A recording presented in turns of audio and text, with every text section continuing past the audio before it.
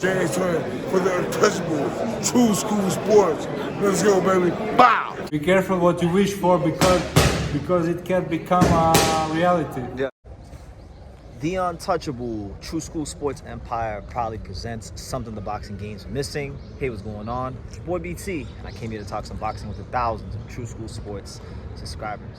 All right, so I'm going ahead and I'm getting another day started here in Japan. Hope all is well with you guys wherever you're at in the world. But I wanted to talk about Gervonta Davis because the other day he turned 30 years old. So happy belated birthday to Gervonta Davis, one of boxing's cash cows and definitely one of the needle movers for boxing in the States.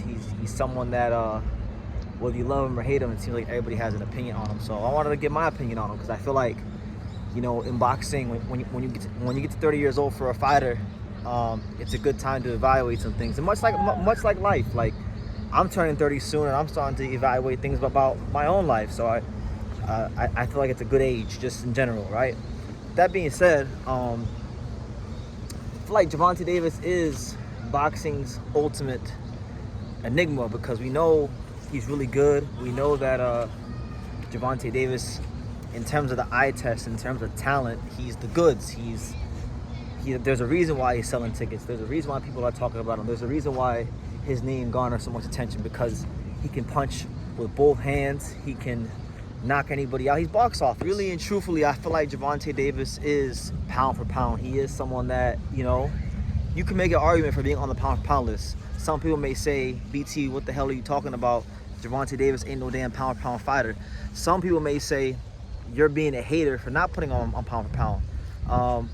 But I think, you know, eye test and the fact that, you know, he's shown the ability to go up in weight, beat some good fighters. Like he beat Mario Barrios, albeit, you know, Mario Barrios was weight drained, and we know the story with that. But still, the fact that he can do those things, you know, everybody that Mayweather Promotions has put in front of him so far, not only has he beat them, but for the most part, excluding maybe Pitbull Cruz, he's beat them in sensational fashion. So I think he is pound for pound caliber. But at the same time, with him being pound for pound caliber, we got to be adults here on True School Sports, because that's what we lack a lot of in boxing media and from fans. Is we lack the ability to be honest, the ability to allow two things to be true, because two things can be true, and when two things are true, and when you can separate your feelings in life, this is called compartmentalization. So we got to compartmentalize here for a second.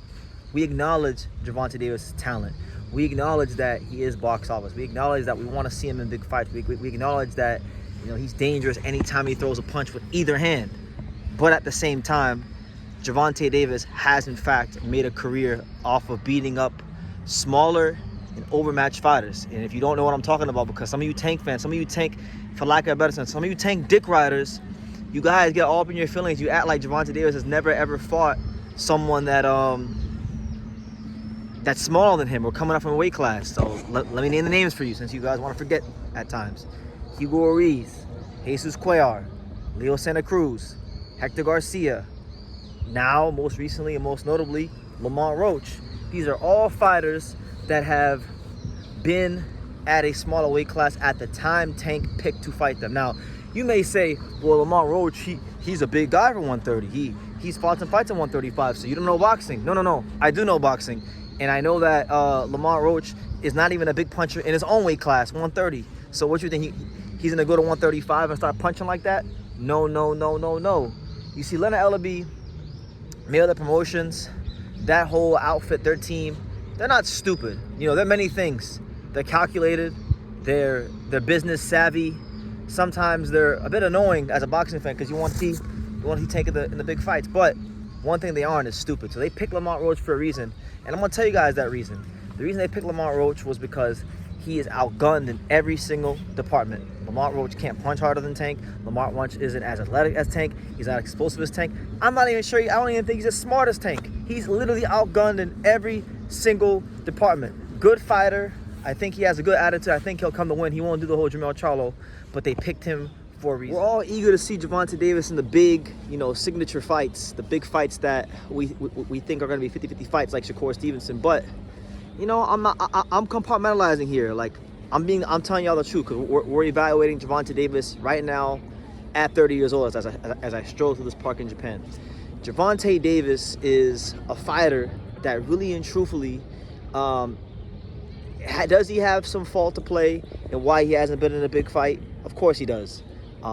It's been very selective matchmaking from his team and his people. There's no doubt about it. But in recent times, you know, a lot of fighters aren't really making the most prudent business decisions to position themselves to get the fight. For example, we know right now, and for the last year or so, we know that Al Heyman and PBC, like, yeah, they've sent a couple fighters to fight on Riyadh season, but as far as the like real fighters that really matter, nobody's really from PBC has went to go fight in Saudi Arabia, right?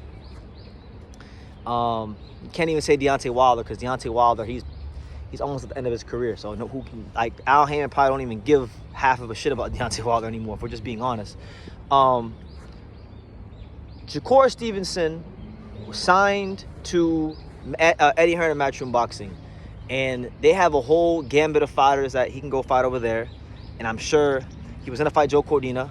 That fight didn't happen. Now he's probably going to fight Williams Pena coming off the hand injury, supposedly, according to what he says. But my thing is, I'm not saying he would have got the Tank fight immediately, but I'm saying if you're Shakur Stevenson and you're trying to give yourself the best possible chance to go ahead and get a Gervonta Davis fight, signing with Eddie Hearn was not the move.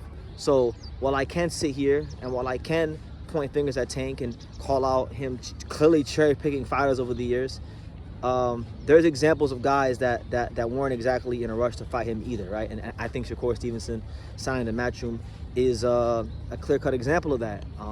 Do I think the fight happens at some point? Yes. Do I think it'll be anytime soon? No. But when it does happen, like many times in boxing, it'll be not when we want it, but it'll be at the right time, right? So there's that.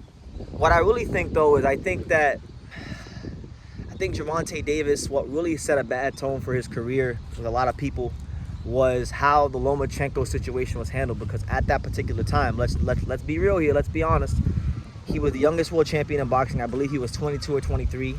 And there was a full court press from Mayweather Promotions to not fight Lomachenko. They talked about how they don't have to rush to fight him.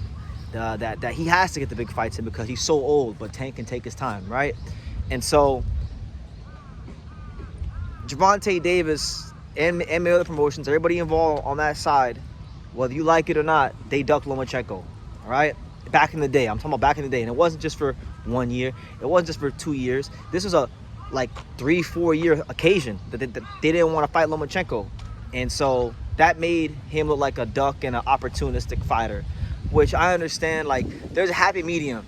I understand being a good, savvy manager. I understand doing what's best for your fighter, and I guess you can't really argue with the result. You know, he's turned into one of boxing's biggest stars without Lomachenko, so you can't argue that. He puts asses in the seats and people want to see him fight.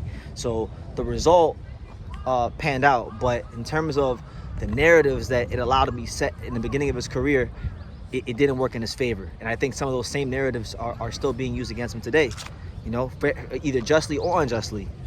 In regards to the whole, like, Lomachenko, I'm going to sit down now, but in regards to the whole Vasily Lomachenko situation as of right now with them not fighting each other, that's the risk that he ran years ago by not fighting him back then when Lomachenko was hungry and eager to prove himself as being great in the sport. You know, now Lomachenko's at the end of his career. He's become disheartened with boxing because he's felt he's been done wrong by boxing. And really and truthfully, this guy had almost 400 amateur fights, right? Almost 400 amateur fights, plus all these fights in the pros against top competition. And he's probably burnt out. You know, he's disheartened with the sport. So I'm not going to fault Lomachenko for not fighting Tank now when he was asking for that fight for a number of years. And all we heard was, you know, we're going to take our time. He's got to rush, you know, all that bullshit. So how could you really get mad at Lomachenko, especially Lomachenko who's been fighting, you know, top guys since the day he turned pro, you know? Since the day he turned pro, all he's been doing is fighting top guys. Fighting guys bigger than him in weight classes that are not like advantageous to him. That's who he is. So look, some things are meant to be, some things are not meant to be. That fight's just one of those things that's not meant to be, and I can live with that. In closing, when it comes to Gervonta Davis and just where he's at now at 30 years old, overall I think he's been great for boxing in America. Because let's call it right and let's call a spade a spade. There's not barely any, and I'm talking about, let's exclude Canelo Alvarez. I'm talking about strictly American-born fighters, all right? Canelo, we're not going to count him, he's from Mexico. when it comes to American fighters selling tickets in America, who else is there but Tank? You know, name them. Please feel free to name as many American fighters that are selling 10,000 plus tickets on a routine basis like Tank is, because it's not many. You know, it's very few and far between. So he's been, whether you like it or not, one of the guys that's helping keep boxing in America somewhat relevant. Overall, even though I haven't gotten all the fights I wanted to see with him, he has been good for the sport of boxing. He has been producing highlight reel knockouts and delivering when he does step into the ring, no matter who it's against. So you can't get mad at him. He's done his job, and his team has done his job, done the right job by him picking the right fights at the right time. But now I think it's like Tank said years ago, there's no safety on this Glock. And if that's really true, it's time to take the safety off and get to those big fights. Like Shakur Stevenson versus Tank should be happening. Teofimo Lopez, whomever, Devin Haney, whomever, Ryan Garcia rematch. Shit, at this point, Ryan Garcia rematch would probably be good, but you know, it would be nice if it wasn't with a catch weight. But that being said, I've enjoyed watching him fight over the years. Gervonta Davis has become one of my favorite fighters to cover. I mean, every time I go to a Tank media day, because I've been to the Tank media days for Barrios, for Ryan Garcia, and I think, was it Frank Martin? I've been to so many. I've been to like 3 or 4 of them, so it's been a lot. Hector Garcia as well. So every time I've been around, I've had a chance to be around Tank, you know, in very crucial moments in his career. And that's really what won me over. Just seeing how he goes about his business. Other than the one time, there was one time when for the Hector Garcia fight, he showed up super late to the gym. Other than that, you know, I've had a great time covering his career, and I'm sure I'm going to have more great times covering his career. And hopefully, sooner rather than later, we get to see him in a big signature fight. And to the Tank fanboys out there that may be getting offended with what I'm saying, if you made it this far as the video, my issue, I have no issue with Tank. I love watching him fight.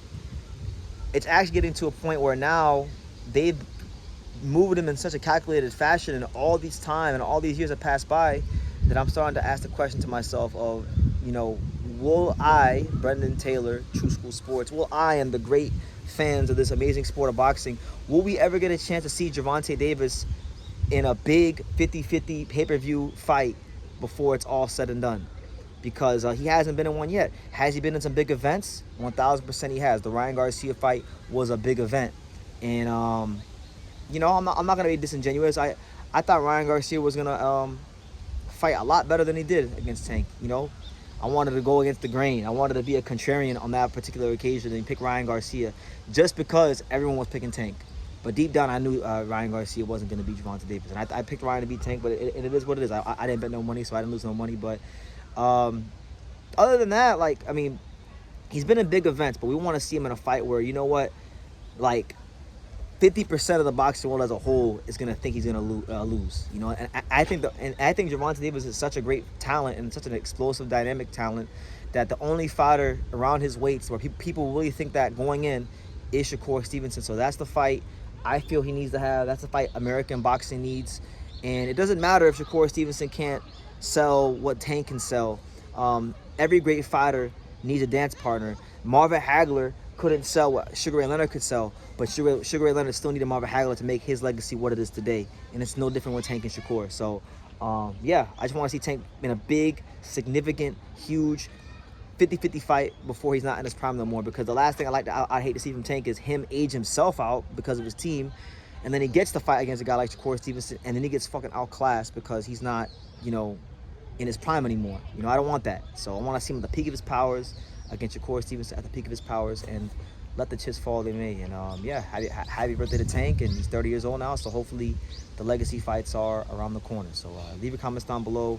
Make sure you guys take the time to subscribe, and like I say in every single one of these videos, you can love me or you can hate me, but I'm just a kid from Daniel. So until next time, thank you for watching another video on the untouchable True School Sports Empire. I'm at the Boxing Hall of Fame out here in Canterfield, New York. And for more great boxing content just like this video, make sure you click and subscribe right over here.